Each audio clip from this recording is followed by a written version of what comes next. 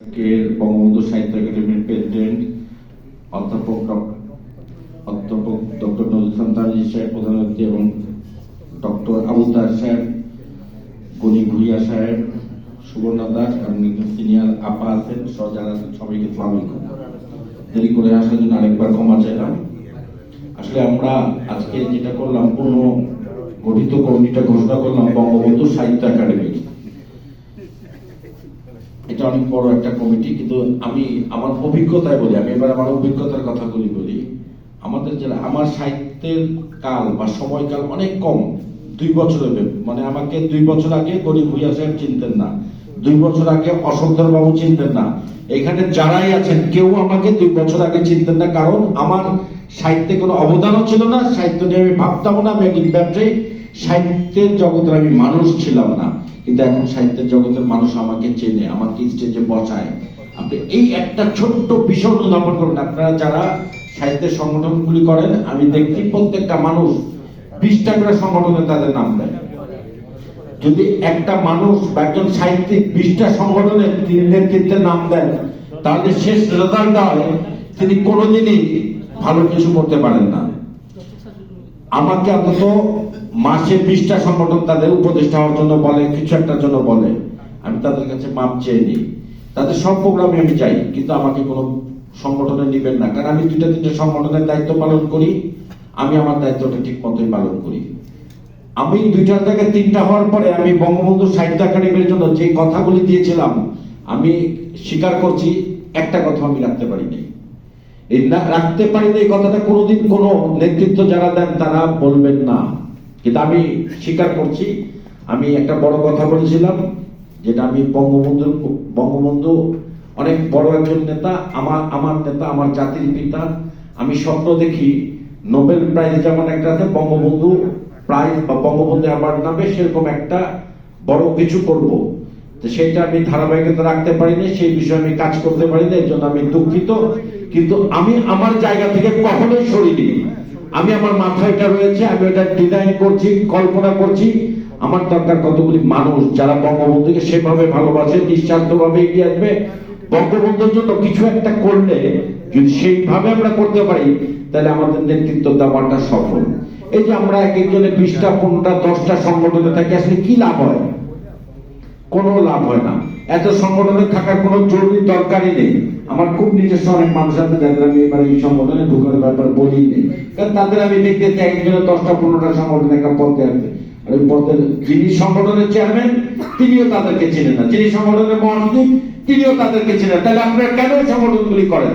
আমি কথাগুলি এই কারণে বলতেছি, কারণ এখানে লাইভ চলতেছে, জিনিসটা আমি ধরাই দিতে চাই। আমরা 2টা, 1টা, 3টা ঠিক আছে, যারা ভালো নেতৃত্বে 2টা, 1টা, 3টা সংগঠন করবো, ঐক্যবদ্ধভাবে করবো। আমরা যারা আছি, যে বঙ্গবন্ধু সাহিত্য একাডেমি, যদি আমরা 2টা বা 1টা সংগঠন করি, তাহলে বঙ্গবন্ধুর নামে আমরা যেটা গোল্ড মেডেল বা যেটা অ্যাওয়ার্ডটা, নোবেল যে অ্যাওয়ার্ডটা দেয়, সেটাই যদি আমরা প্রবর্তন করি বঙ্গবন্ধুর নামে এবং সেইভাবে যদি আমরা মেনটেন করে দেই, তাহলে কিন্তু আমাদের যে কাজ বা যে দায়িত্ব আমরা নিয়েছি বা মনে করি এটা আমাদের দায়িত্ব, সেই জায়গাটা আমরা সফল হয়ে যাই। আমি একটা অনুষ্ঠান করতে, একটা প্রোগ্রাম করতে বা একটা পরিকল্পনা করতে, একটা সংগঠন চালাতে টাকার দরকার হয়। আমি সংগঠন করতে যাই, দেখলাম অনেক বড় বড় নেতা, এই সংগঠনটা না, এটা আমার আরেকটা সংগঠন আছে, জাগ্রত ব্যবসায়ী জনতা, যার প্রত্যেকটা জেলায় কমিটি আছে, 500 টাকাও ব্যয় করতে চায় না। অথচ সিগারেট খেয়ে তার অনেক মাসে 3 মাসে ব্যয় করতে চায় না, চাঁদা দিতে চায় না, এই জন্য চাঁদাই উঠে দিন। কিন্তু তার চেয়ে অনেক বেশি টাকা তারা সিগারেট খেয়ে নষ্ট করে, অনেক বেশি টাকা তারা খুলনা বা চট্টগ্রাম ঢাকা ছাড়া আগে এসি বাসে উঠবে না, তার চেয়ে আরো ভালো এসি বাসে উঠলে সম্মানটা মানে সেটার জন্য নষ্ট করে। অথচ কাজ যদি করে সংগঠন যে সম্মান দেয়, সেই সম্মান কেউ দেয় না। ওই রাষ্ট্র ক্ষমতা থাকলে মন্ত্রী এমপিরা পায়, আর সংগঠন করি আমরা যারা করি, যদি কাজ করি, তাহলে আমরা অনেক সম্মান পাই। এবং সম্মানটা ধরে রাখতে হয়, সম্মানটা ক্যাচ করতে হয়, কিন্তু বেশিরভাগ নেতাই এটা করতে পারে না। আজকর সাহেব আছেন, আজকর সাহেবের আমি সুনাম এই কারণে করি, অনেকে বলবেন চাষ করি কেন সুনাম করি, উনি সাংগঠনিকভাবে ভীষণ দক্ষ একজন মানুষ। এখানে যারা আছেন আমি জানি প্রত্যেকটা মানুষকে উনি 10 বার করে নক করতে, আমার অনুমান, আমার শিক্ষার পরে 10 বার করে নক করতে, সংগঠনটার কথা বুঝাইতে, আমার সুনাম করতে, অসুস্থ সুনাম করতে। কারণ মূল দায়িত্বে যারা আছে তাদের সুনাম না করলে তো আপনারা আসবেন না। তিনি বুঝে আছেন, তা বুঝিয়েই এনেছেন, এই ভালো দায়িত্ব পালন করে। আমি স্বপ্ন দেখি বঙ্গবন্ধুর নামে একটা সর্বোচ্চ সম্মাননা বেসরকারি খাতে প্রবর্তন করা, যে সম্পর্কে সেই লেভেলের মানুষগুলোকে দেবো, যেখানে কোনো দুই নাম্বারই হবে না, যেখানে দেওয়ার বেলা আমরা কার্পণ্য করবো না, অসাধারণ মানুষগুলিকে বেঁচে বাংলাদেশ ও বিশ্বের মানুষকে দেবো, যেটা আমরা আমাদের প্রথম প্রোগ্রামে বলেছিলাম। এর জন্য সহযোগিতা করতে হবে। সবাই অর্থ দিয়ে সহযোগিতা করে না, সবাই করতে পারেও না। আজকের টাকা নেই, আজকের টাকা দিতে পারবে না, আমার টাকা নেই আমি টাকা দিতে পারবো, আপনার টাকা নেই আপনি টাকা দিতে পারবেন না, কিন্তু মেধা দিতে পারবো। এই মেধাগুলিও দরকার। টাকা অর্থ ইকুইভ্যালেন্ট মেধা একটা দিতে হবে, আর আরেকটা দিবেন, সময় দিবেন অনুপ্রাণিত করার জন্য।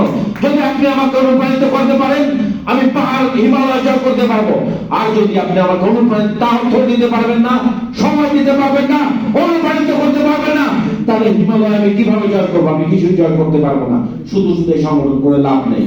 তাহলে আমি আপনাদের কাছে বিনীতভাবে অনুরোধ করবো, হয় সময় দিবেন, নাহলে অর্থ দিবেন, নাহলে অনুপ্রাণিত করবেন আমার পাশে থেকে। তিনটা একটা করুন, বঙ্গবন্ধু সাহিত্য একাডেমি মানুষ জানবে, মানুষ চিনবে। আমি জানি নামে আরো দুই তিনটা সংগঠন আছে, কর্ম যেটা বেশি হয় সেটাই মানুষ চেনে, কর্ম যেটা এগিয়ে যায় সেটাকেই মানুষ চেনে। যিনি কর্ম করেন তাকে হাজার হাজার মানুষ ফেরত দেয়। একজন বঙ্গবন্ধুর জন্ম হয়েছিল বলেই আজকে এই এজি রুমে আমরা বসতে পারছি, আমরা স্বাধীন মতো কথা বলতে পারতেছি। বঙ্গবন্ধুর জন্ম না হলে হতো না। আর আজকে বঙ্গবন্ধু সেখানকার স্বদেশ প্রত্যাবর্তন দিবস উপলক্ষে আমি কিছুই বলবো না, কারণ ওই দিন উনি ঢাকার মাটিতে পা দিয়েছিলেন বলেই আমি এলিভেটেড এক্সপ্রেসে উঠতে পারি, আমি মেট্রো ট্রেনে উঠতে পারি, আমি ডেমরা থেকে এক টানে যাত্রাবাড়ি পর্যন্ত আসতে পারি, 8 মিনিট লাগছে। এই সবকিছুই উনি দেশের মাটিতে পা দিয়েছিলেন বলে হয়েছিল। আর একটা কথা আমি বলে শেষ করি, আমার একটা